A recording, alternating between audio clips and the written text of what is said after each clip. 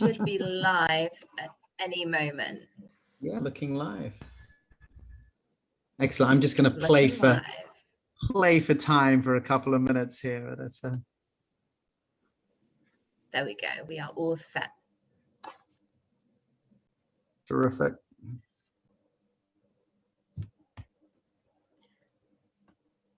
All right. Who was I going to make host when I was done setting that up? If I can be co-host, please. I think you already are. Brilliant. Yes, excellent.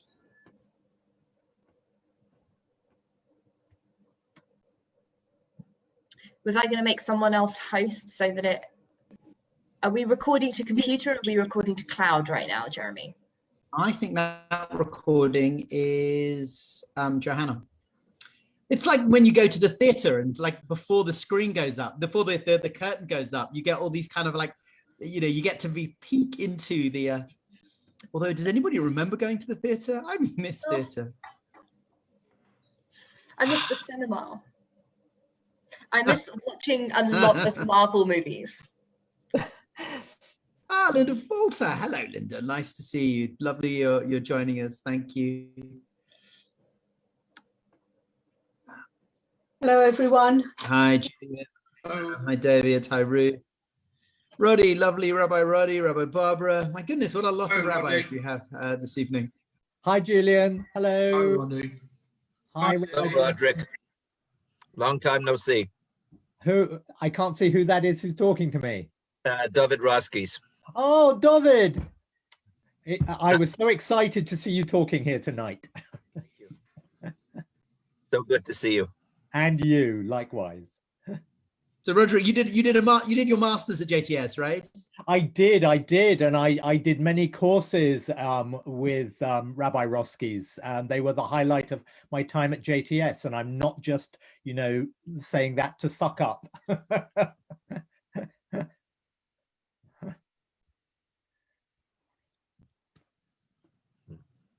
I remember your Professor Roskies, your class on Henry Roth was amazing. Ah, yes. Yes. What a great writer. What a great work. What a great work. You know, I still have the paper you wrote. Oh, my goodness. Wow. That's amazing. Thank you. Welcome, everybody, and thank you for joining us. People will continue to drift in, but this is a remarkable evening, and it will be a very full hour. I want to start with one of the most remarkable people that I've met at, amongst the remarkable membership of New London Synagogue, Felix Posen. Felix has now moved to America, and I haven't seen him for a while, but my goodness, he was a man of incredible, active, passionate engagement and a tremendous believer in Jewish culture in the broadest possible sense. And he was drawn to Rabbi Louis Jacobs, and he years ago began the project that we're celebrating and talking about this evening. This is also a remarkable salon because Johanna, who does work with the Posen Foundation, has provided me with a 6-page script of precisely what questions to ask. And part of the reason for that is the other two remarkable people that we have joining us together. We have Professor Deborah Moore and Professor David Roskies. Professor Moore is the editor-in-chief of the Posen Library of Culture and Civilization and the Frederick G. L. Huitwell Professor of History at the University of Michigan. She is the author of, among other books, Jewish New York, The Remarkable Story of a City and a People, which covers over 3 centuries of history and culture. And Professor David G. Roskies is the Saul and Evelyn Henkin Chair in Yiddish Literature and Culture and Professor of Jewish Literature at the Jewish Theological Seminary, my alma mater, Rabbi Roderick's alma mater. He is a native of Montreal, Canada, and a product of its Yiddish secular schools. Dr. Roskies teaches Yiddish literature and culture and Jewish literature, the author of many books, including Against the Apocalypse, Responses to Catastrophe in Modern Jewish Culture, which won the Ralph Waldo Emerson Prize from Phi Beta Kappa. He was elected to the American Academy of Arts and Science in 2012. David, you're also one of my most treasured teachers. I might say a bit more at the end of this hour, but it's just a real pleasure and a privilege for me to be able to welcome one of my teachers who just shaped me enormously during my time at JTS to New London Synagogue. Sad, it has to be virtual. But what we are going to do today is to understand a little bit more about this utterly remarkable project, and then we will leap into quite a kind of, I hope, an in-depth conversation about a particular span of time, which is covered in this hefty volume co-authored by Dr. Roskies, and this hefty volume co-edited and collated by Professor Dash Moore, and I will take you through that in time. But we are going to begin with a message from, how does this work?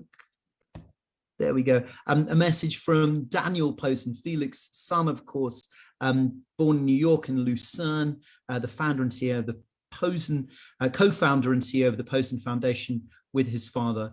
And he has sent us this video. I'm Daniel Posen, and I'm honored to be speaking to the New London Synagogue. My father, Felix Posen, was a member of the congregation for many years when he lived in London.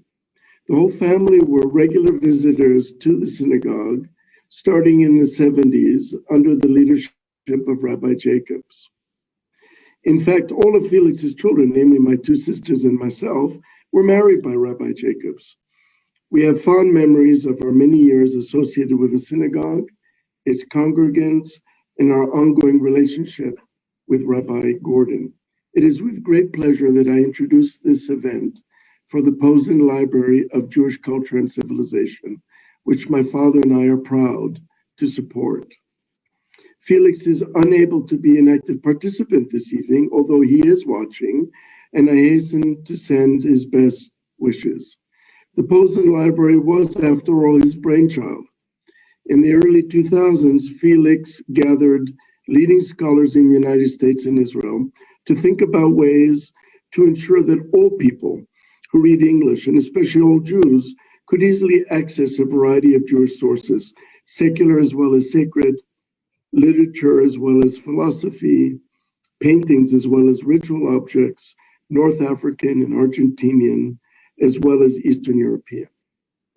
This esteemed group came up with the idea for the Posen Library of Jewish Culture and Civilization, a 10-volume printed compilation of primary sources, global Jewish writing, and art translated into English from the biblical period to the 21st century and published by Yale University Press. Even the smart scholars in the room with my father back 20 plus years ago could not have predicted coming changes. Responding to digital education, we developed an online interactive version of the Posen Library. The Posen Digital Library, which can be found at posenlibrary.com, is now free upon registration to every reader. The Posen Library is just one of the Posen Foundation's projects to highlight the diversity of Jewish culture and experiences.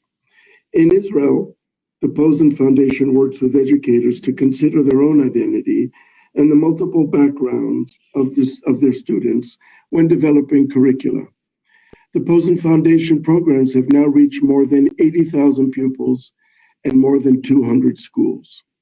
We have just released the Posen Library, Volume 1, Ancient Israel from the Beginnings through 332 BCE. With this volume, half of the Posen Library is complete, covering the period 1750 to 1880 and 1918 to 2005. The other half is not far behind. Once finished, the Posen Library will make available more than 7,000 pieces of Jewish culture from around the world. This could not happen without the dedication of our editor-in-chief, Deborah Moore, as well as many staff members, volume editors, advisors, researchers, translators, and contributors. To learn more about the Posen Library, here is a short video. Daniel, thank you so much for that. I'm gonna, whoops. I'm Daniel Posen. I'm Daniel Posen, and I'm honored.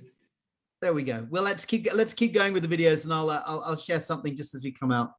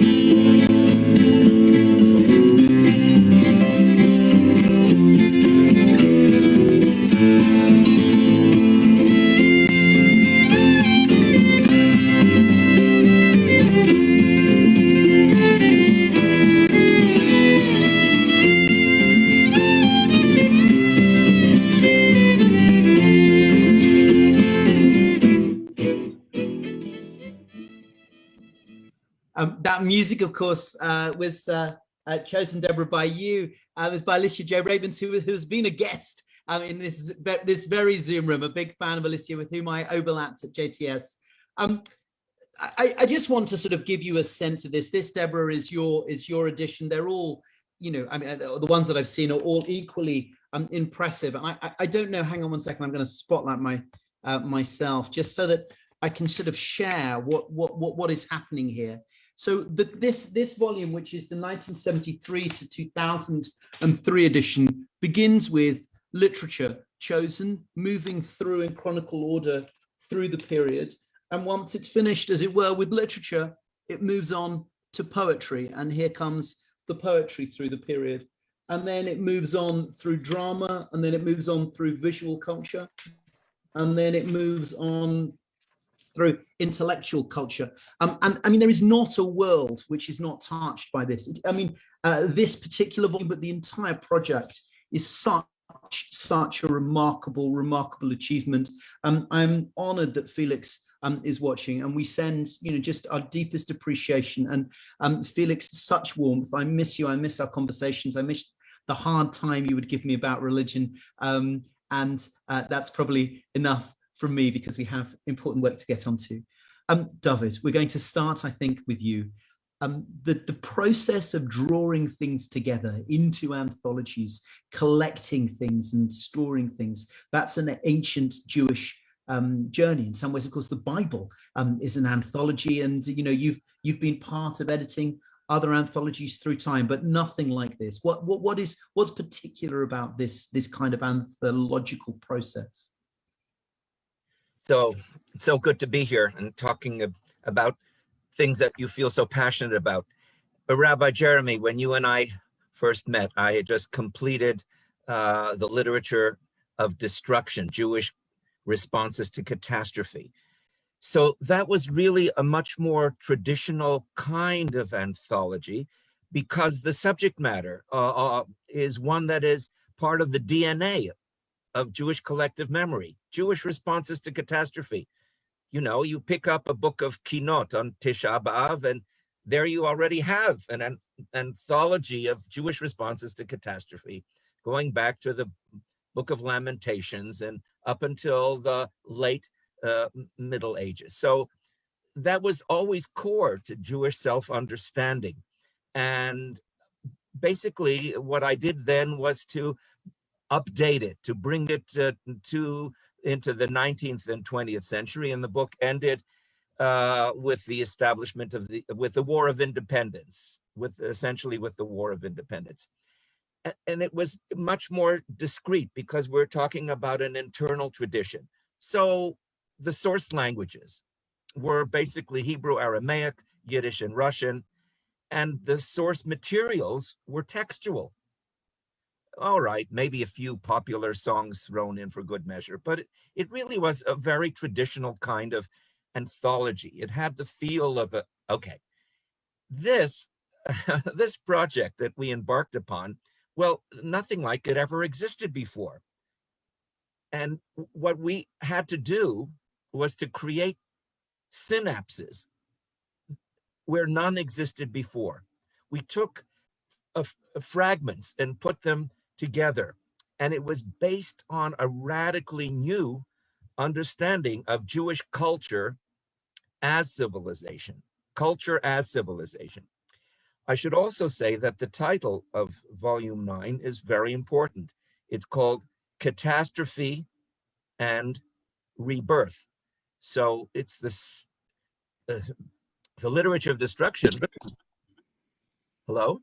I'm sorry, I'm going to try and just bring up your bring up the title of that, but that's not working. You know what? I'm going to let me just leave it with you talking, because you can explain it better than anybody else.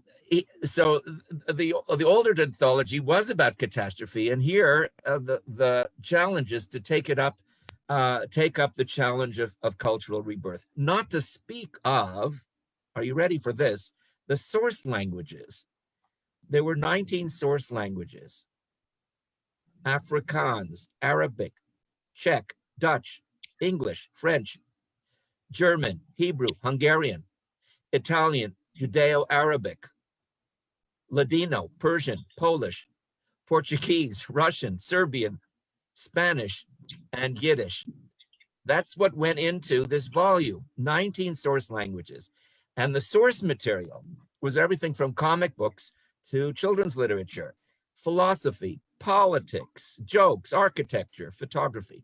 In a word, the older anthology, the more traditional, was restorative, putting Humpty Dumpty back together again, if you will. The Posen Library is revolutionary. Thank you. Professor Dashmore, you know, you've had responsibilities not only for a kind of a volume of this in your own expert kind of field, but you know, as editor-in-chief, was it 7,000 documents altogether? This will be.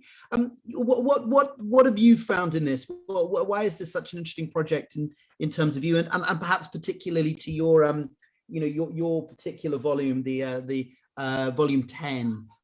With the title, it isn't. Is it titled? No. Yeah. No. So that actually, it's I think we ended up calling it the contemporary period, but that was the first volume that came out, and we learned a lot along the way. And I learned a lot as a co-editor of that with Nurit Geertz about, you know, how to understand what constitutes Jewish culture and civilization. And, you know, when we started with big themes in terms of gathering the material, but then when we came to write our introduction, we recognized, as you had pointed out, we're doing it by genre and then moving chronologically.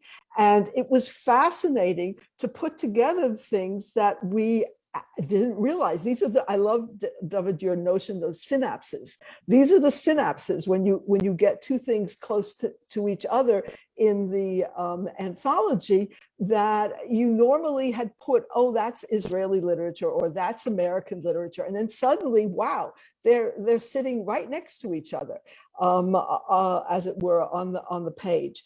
But we also struggled with how do we understand Jewish culture, and we basically came up with this notion that Jews make culture and make it Jewish through a multitude of things, through language, through production, through references, through reception, through how it's used, through performance, debates, and these were varieties of ways, because some of the pieces that we included in terms of this volume were not normally thought of as part of Jewish culture, but we were making this argument that they were because of how they had been used, what they were in dialogue with, and other forms here. We also did our best to eliminate notions of just high culture and popular culture, but to speak broadly about culture for everyone. So that's what the challenge is. And each of the volume editors, and David, I think, will affirm this, had their own free hand in wrestling with the materials in their volumes. I mean, they were chosen because of their incredible expertise and knowledge. And for them, it was also an intellectual adventure. And it's fascinating to see what the different volume editors have chosen to do. Yeah. Thank you. I'm trying to make the slide work perfectly so that we could sort of slide into this next point, as it were. But maybe we'll just speak.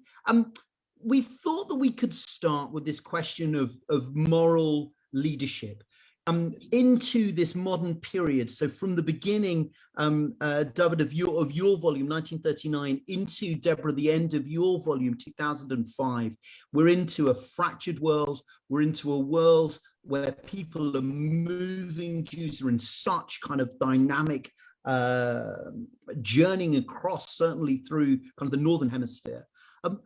David, where does moral authority come from, looking at the breadth of culture that you looked at in your volume? That's a very ambitious question. Let me try to focus, try to answer it in a more focused way. We're talking now about mass immigration and disruption. The language of this anthology is English, even though proportionately English is not all that significant. I just listed the 19 languages. English is there, but it's not in, it's maybe in 10th or 11th place. What happens is that moral authority seems to devolve on people, first of all, who spoke with an accent. Think about what happened in North America with the arrival of refugee scholars and rabbis and leaders. I know this from my own lived experience. The people who wielded greatest moral authority when I became of age were those who spoke English with an accent. They spoke English with an accent. So if they came from Germany, they were Hannah Arendt, and they were Bruno Bettelheim, they were Emil Fackenheim, they were Erich Fromm, they were my professor Nachum Glotzer, there were the Marxist theoretician Herbert Marcuse, Joachim Prinz, Trudy Weiss-Rosmarin. Well, I didn't know Trudy Weiss-Rosmarin, but I'm guessing that she probably still had a faint German accent given her biography.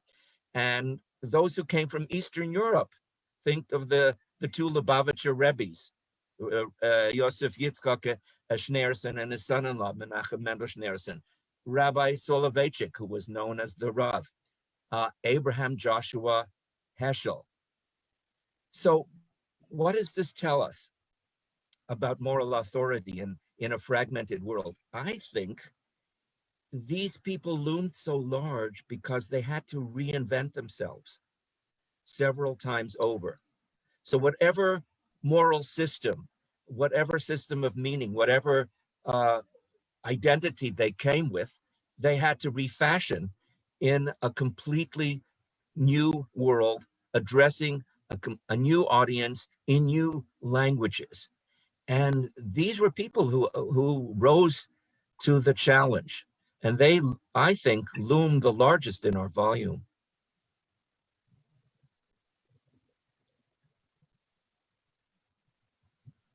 So I don't know if you're waiting for me to answer that one as well, but we sort of agreed about that.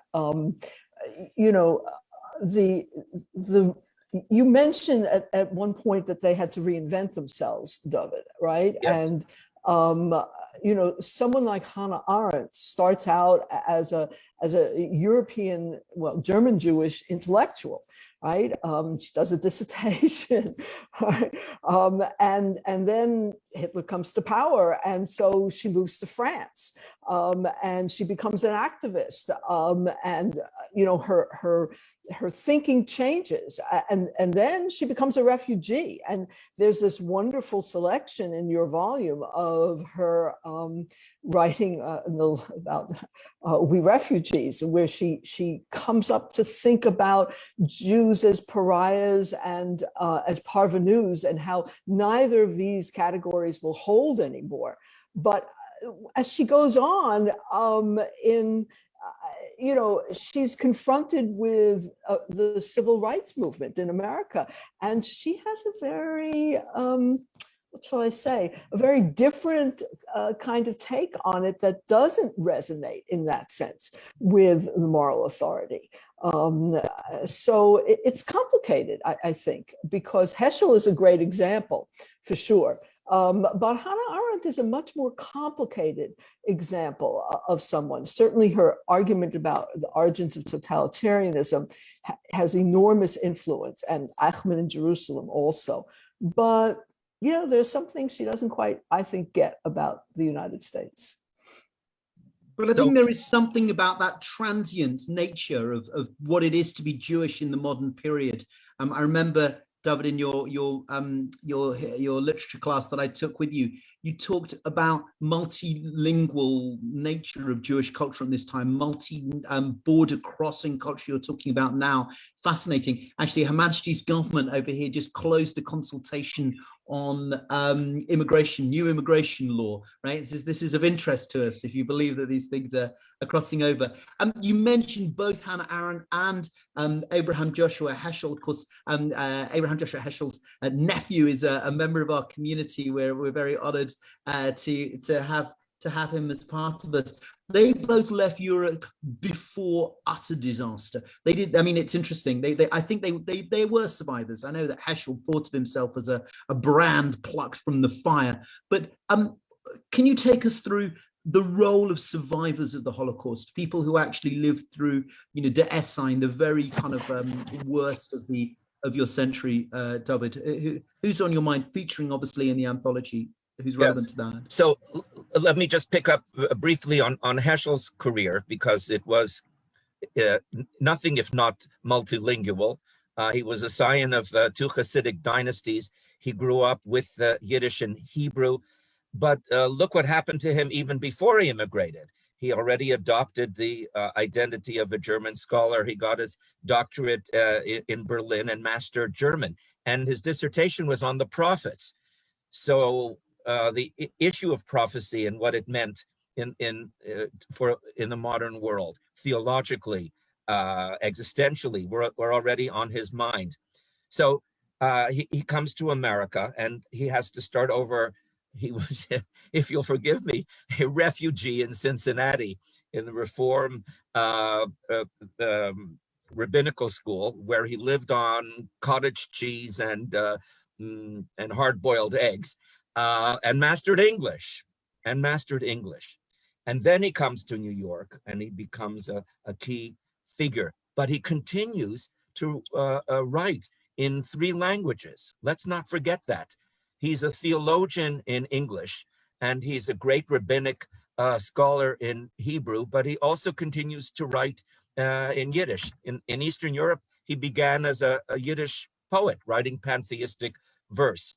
So he combines these old identities into a whole new set of possibilities in the new world. As for the survivors, well, our period, 1939 to 1973, witnesses the rise of Holocaust consciousness and Holocaust literature, which is still expanding. And Holocaust writing, by definition, is transnational. It begins in one country, in one language, for one audience. And then it moves across the globe. That's how it works. So Elie Wiesel, can you think of a better example than Elie Wiesel? He arrives as just another Jewish refugee in Paris. He's 19 years old. What is he going to do for a living? Well, he knows Hebrew and he knows Yiddish, so he becomes a journalist, writing in those two languages while he's mastering French, and pretty quickly he's working in French as well. But his first major publication, his Holocaust memoir, was written 10 years after the war in Yiddish. And it was published in Buenos Aires. And it was called Und die Welt hat geschwiegen, and the world was silent. So it was the first draft of what is to become La Nuit, published 2 years later in an abridged and edited version in French, but with a very important endorsement from Francois Moriak, who was a leading French thinker and Catholic. And he is the one who gave us a new image of the survivor as a Christ figure. The survivor, he says of him, he was like Lazarus, risen from the dead. That's in the introduction. I could see, says Moriak, the death of God in the soul of a child. Imagine the death of God in the soul of a child. So that already recasts what had been, well, the work of a novice writing about his experiences in Siget and then in Auschwitz. And it was published in a series in Buenos Aires because they hadn't yet heard from Hungarian Jewry. They had already published Holocaust memoirs from different places on the Holocaust compass, but not from Hungary. So they were interested in his story from a completely different vantage point. But that's only the beginning of his odyssey. Then he moves to New York in 1955, I think, right, as a correspondent for Yediot Achronot, and then he oversees the translation of it into English. And he continues, by the way, speaking of those who wielded moral authority by virtue of the fact that they spoke English with an accent. Well, Elie Wiesel never lost his thick French accent. And that's actually part of what gave him his the ring of authenticity. So he becomes the voice of the moral burden of the survivor.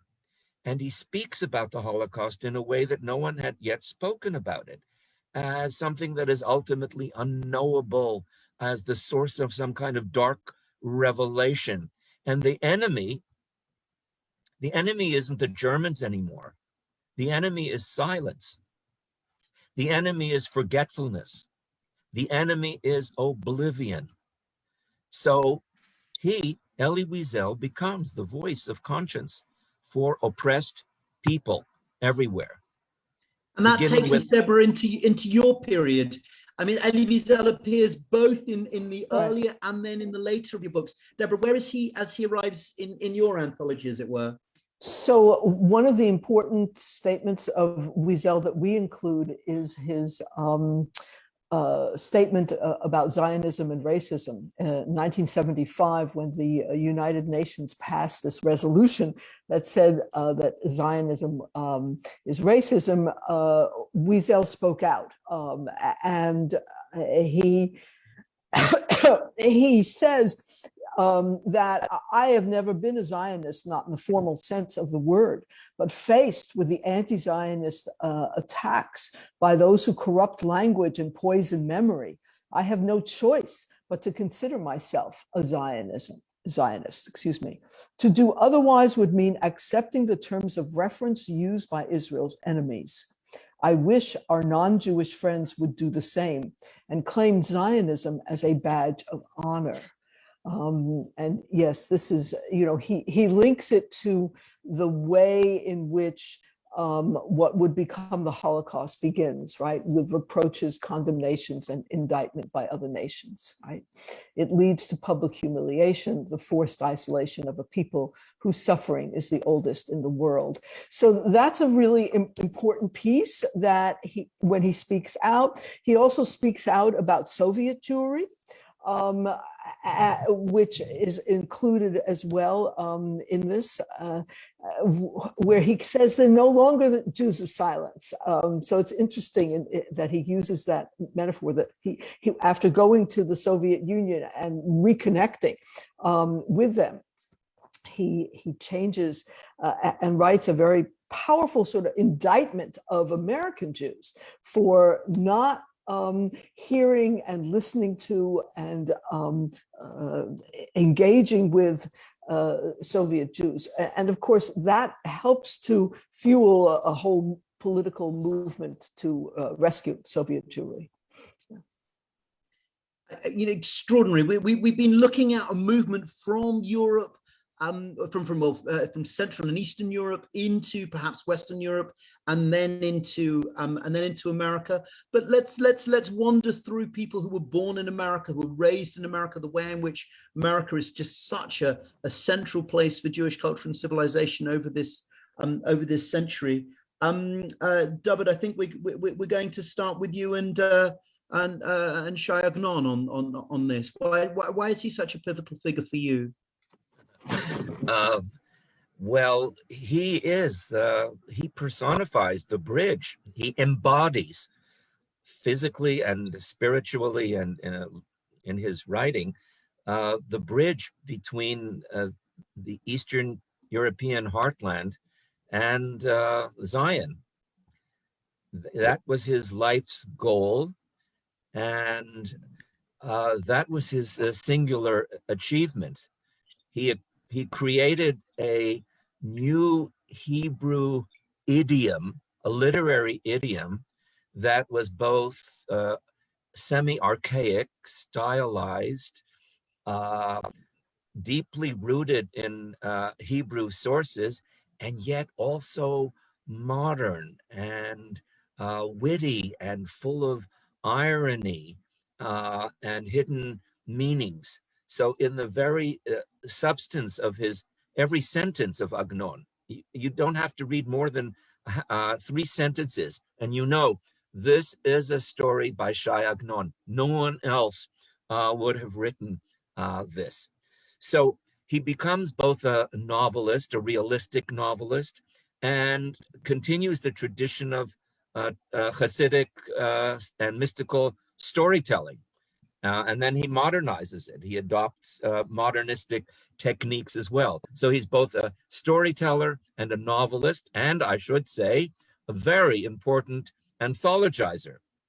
And so we actually, in our anthology, every single chapter begins with excerpts of Jewish anthologies in order to call attention to the anthology as a major form of Jewish self-expression. Agnon is a very important anthologizer. The Days of Awe, you probably has been translated into English. I know I always take this to shul on Yom Kippur, Rosh Hashanah and Yom Kippur. What else do you have to read other than Agnon? But then this doesn't end there. He also inspires the next generation of Israeli-born writers.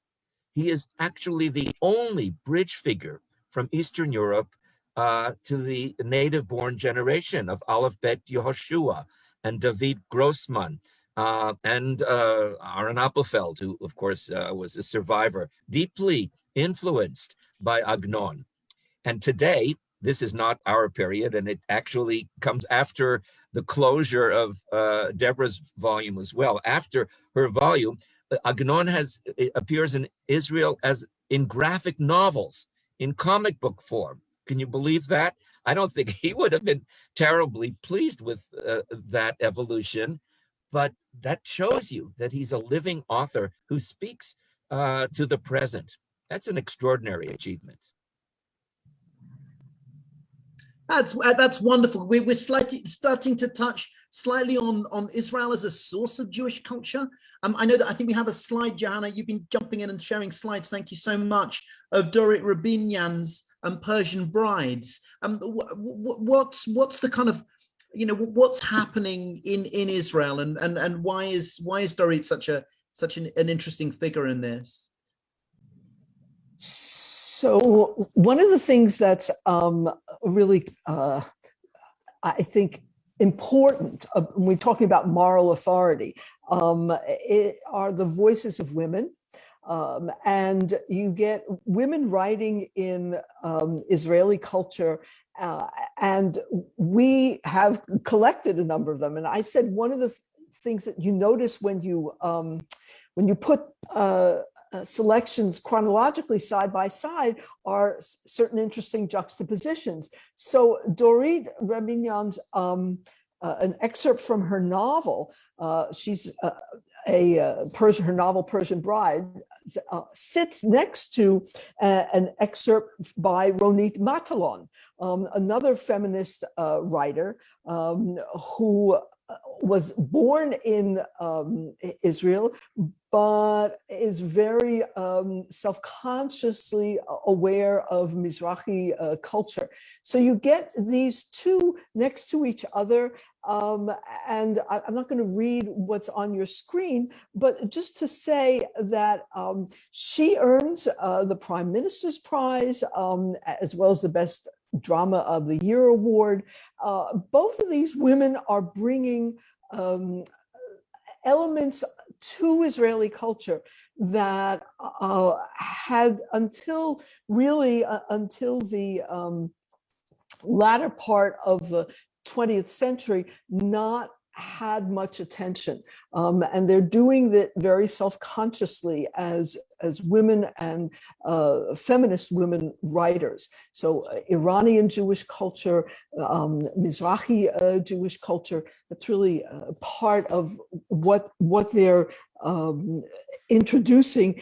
And if we're talking about bridge builders, they're important connections with the rest of the world, especially the rest of the Jewish literary world. Thank you so much. And just, and again, to acknowledge the work of this extraordinary achievement, making sure that Sephardi culture gets a kind of a Jew representation, which of course hasn't historically happened. It's one wonderful to see that, and of course the gender piece. So our next slide is some remarks of the Supreme Court Justice Ruth Bader Ginsburg, whose death right on the cusp of Rosh Hashanah this last year sent such a kind of a wave through certainly American jury, but I think really international jury. What's her significance for you, Dr. Moore?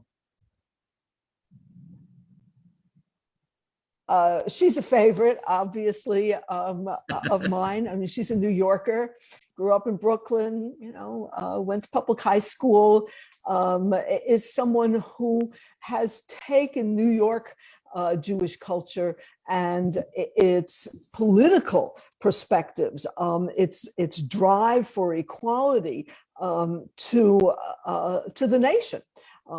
And she did it very systematically in a very sort of quiet way, but a persistent way.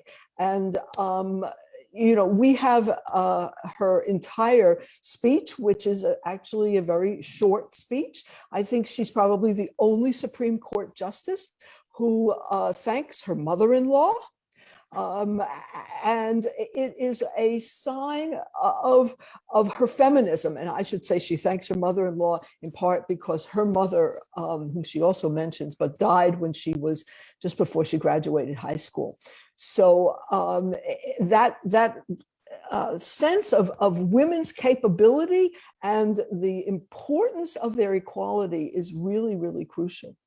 Yeah, and feminism has been very much in the United States a Jewish contribution to American political culture that has spread more broadly, and it's wonderful to include her. Oh, fascinating. And I look forward to seeing like the spread over the, the full 10 volumes as we understand the way in which we have records of voices of women in that way. We've done kind of pre-Holocaust Europe, we've done America, we've done Israel. Welcome to England. Our next person that we want to just ever so briefly touch on is Sir Jacob Epstein, who a knight of the British Empire. David, this falls into your volume. Yes, so I'm hoping that he will first appear in volume 7, that is still in progress, because that is where he began his career on the Lower East Side. So he was, of course, a child of Jewish immigrants from Eastern Europe, but he's a New York boy, and he comes of age studying in the Art Students League, which was a conduit for so many young Eastern European Jews who wanted to learn how to learn the craft of art. So just in the year that he leaves America for good, in 1902, a very important book called The Spirit of the Ghetto by a Boston Brahmin, Hutchins Hapgood, about the Jewish life on the Lower East Side with charcoal drawings, wonderful charcoal drawings by a very young Jacob Epstein. So that's how he began, as a kind of But I'm going to interrupt you. You know why he leaves in 1902? Why does he leave? Because he received $500 for those drawings. It was like, oh, now I can go to Paris to study art. That's a great story. This I did not know. So he moves to Europe, and he becomes a British subject in 1911. So in our volume, now we have volume 8, the volume that immediately precedes ours. I looked it up, and there we have a bust of an expressionist artist, a British Jewish artist, Jacob Kramer, done in 1923. So there he's already, of course, found his medium and becomes one of the great sculptors of the 20th century. However, in our volume, he appears in chapter 1, Catastrophe, with Jacob and the Angel, done in 1940, which seems to me his way of reconnecting with his Jewish roots and expressing his Jewish sensibility at a moment of terrible national crisis. So bringing all of his artistry to bear on a biblical theme, but it's Jacob wrestling. That's an utterly extraordinary sculpture. Wrestling with the Angel. In the National Gallery. Yeah. It's amazing, and a totally amazing piece. So here's an artist who may have spoken, by the way, with an accent, or at least a New York accent. But of course, artists don't have to worry about that. They are not bound by language. Their art knows no boundaries. So he becomes a great cultural ambassador and a natural bridge figure from the new world back to the old. And also Deborah, in your collection, you have Arbi Kitai. Yes. Yes. A fascinating figure, and not someone who wore their Judaism particularly brightly as part of their multifaceted identity. But why is he important for you?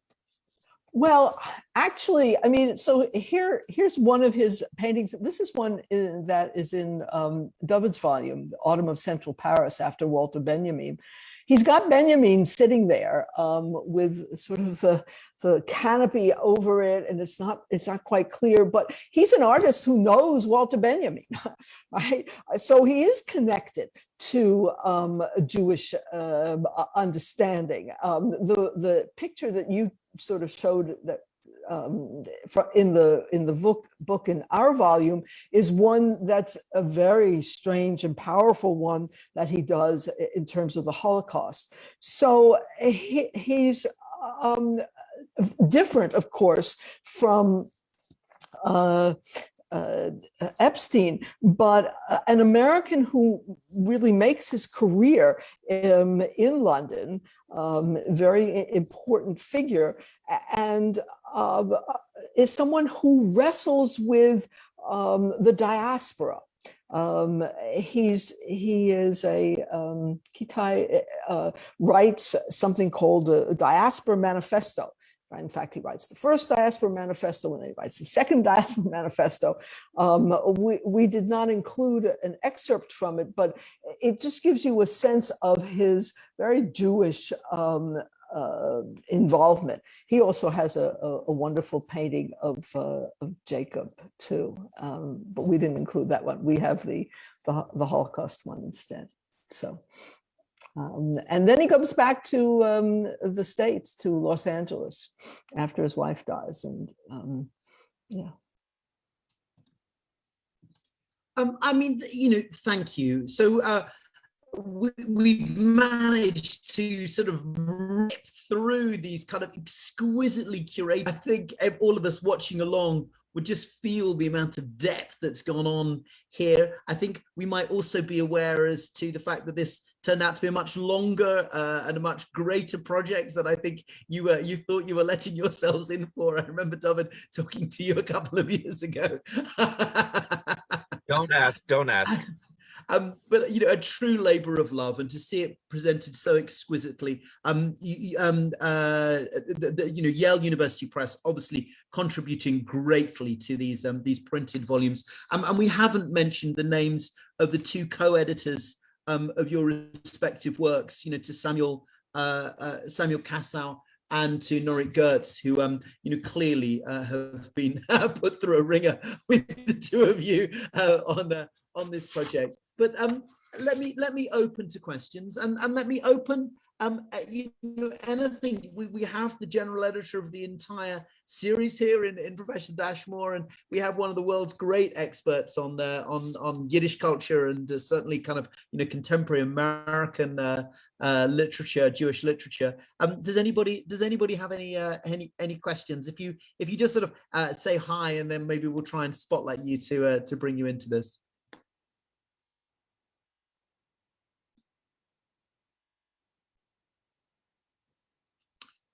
Stunned into silence. Not so unusually. I'll go. How does it work? Like, how does someone end up being in this book or not in this book? Are there any particularly good kind of borderline things that have fell slightly out? What are the limits of the anthologization process? Both perhaps, David, for your volume, and Deborah for yours. Why don't you go first, Deborah? Okay, yeah, people are left out, and there's a limited. We were actually limited by the page numbers. As you could see, they're both hefty volumes, and they run around 1,000 pages, which is all that Yale can put into one volume, even with thin paper. But how do people get left out? Sometimes they get left out inadvertently. We don't know everything. And even though we both had co-editors who were you know, in my case, Nurit really knew Israeli society and culture. You know, she didn't know everything either. And we depended upon wonderful advisors. So the other day I was looking through and I realized, gee, I don't think I have anything by Brodsky, Joseph Brodsky in my volume. Right? How did that happen? Well, I guess, you know, the people who advised on poetry didn't let us know that. He's in our volume. He's in our volume. Well, that's so good. That's good. Okay. He didn't disappear from sight. Okay. All right. And I think also that, you know, we also have particular strengths. So you're going to find a lot of good feminist stuff in volume 10, because both Nurit and I cared a lot about that. And we included a wide range of writers who were feminists, but also people involved in politics, also people involved in religious innovation and stuff. You will find less in terms of sort of classical Orthodox leaders. We have some, but not as much. And that reflects in part what I should call one of our weaknesses, that we are less familiar with that material, and what the significance of it wasn't emphasized to us by the advisory board whom we had. But then there were some really good things that, you know, just ended up falling by the wayside because we couldn't fit them in. You know. Also, we struggled with how many pieces by a single author should we include.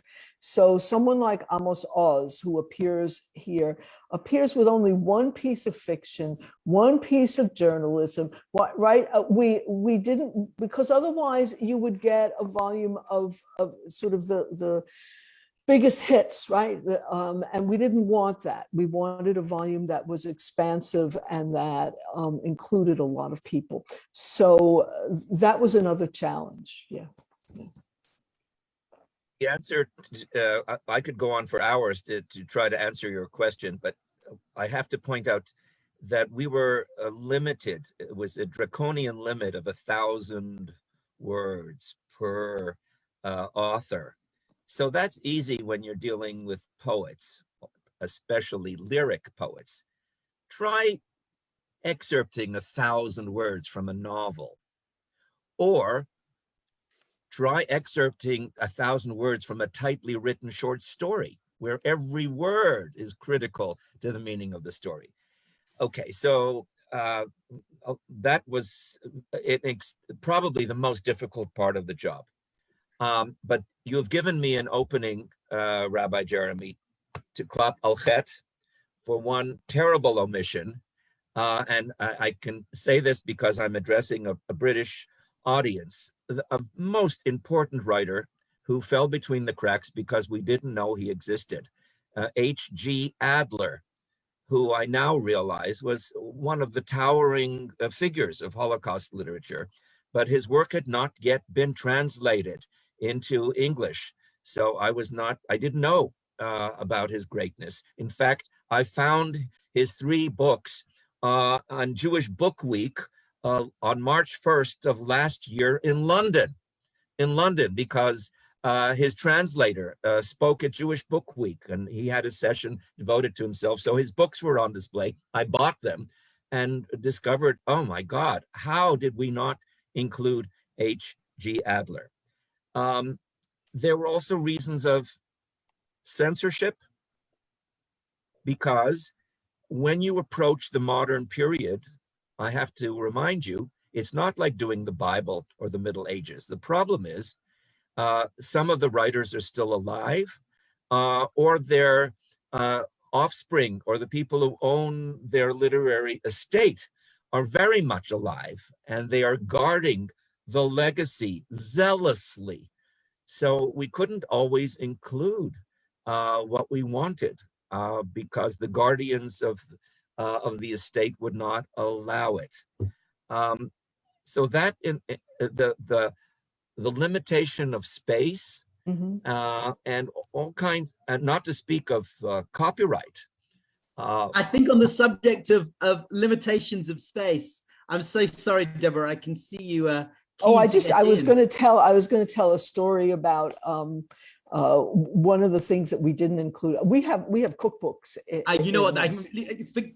Forgive me, because there are so many stories. I'm just thinking of that kind of Hillel idea that is so often badly done. Everybody thinks that when the convert comes to Hillel, Hillel says, "Don't do to other people what you wouldn't have, done to yourself." And everybody thinks that's all that Hillel said, but he said, the rest is commentary. Go and gemor it. Go and learn it. Go and finish it off. Continue going. And it's wonderful to feel the sense of vibrancy still spilling out from these books, from these extraordinary endeavors. And again, I want to pay enormous tribute to the two of you, to Deborah especially, for your work across the series, to all your fellow editors. An absolute acknowledgement and really a sense of awe, Felix, to you, and we're thinking so warmly of you, and Daniel, of you, and thank you so much for the words that you shared at the beginning of the season, at the beginning of this evening, and to Johanna for helping kind of guide and trim this huge sprawling achievement into something we have just about fit into an hour. Next week in this room on the Wednesday before Shavuot will be a meeting again across continents and also across denominations. I'll be in conversation with my liberal colleague, Rabbi Alexandra Wright from just up the road in St. John's Wood, and Rabbi Jeffrey Fox, the Rosh Yeshiva of Yeshivat Maharat, an Orthodox rabbi who is ordaining women. But we'll be talking about what do we mean by divinely given Torah. It'll be our Vorspeis, our getting ready exercise for Shavuot. Warmly welcome to that. And then the following Wednesday, we'll be looking at, we'll be in a panel mode for an interfaith conversation, which we're calling a Jew, a priest, and a Muslim walk, a Jew, a Christian, and a Muslim walk into a Zoom room. So please do look forward to that. Johanna, if you're still there, would you be able to reshare the last couple of slides, just so that people can just, if they have any last desire to note down how to get hold of these books, and how perhaps as many people will be, in their thousands, I hope, will be registering to see them, how to get hold of the digital archive so that they can see them. Thank you, Johanna. So there it is. It really is that easy. I recommend Professor Dashmore's newsletter warmly, and it's terrific material. David, Deborah, it's been an enormous pleasure. Thank you both so much, and again, thank you to everybody who's helped make this evening possible. A good evening. Thank you. It was wonderful. Thank you. It was fun. This is really great. Thank you very much. Thank you.